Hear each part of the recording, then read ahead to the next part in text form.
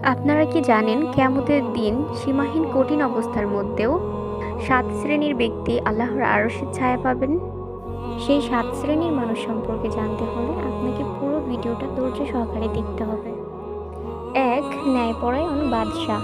২. ওই যুবক যে নিজের যৌবনকে আল্লাহর ইবাদতে অতিবাহিত করেছে।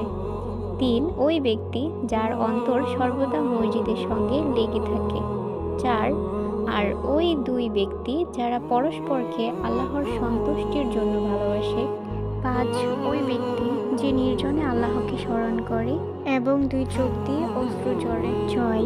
সেই ব্যক্তি যাকে কোনো নারী বা পুরুষ কুপ্রস্তাব দেয় আর তখন সে বলে আমি আল্লাহকে ভয় করি। ৭. ওই ব্যক্তি যে কৃপণতার সঙ্গে দান সৎকা করে, তার বাঁ হাত তো জানে না তার ডান হাত কি দান করে।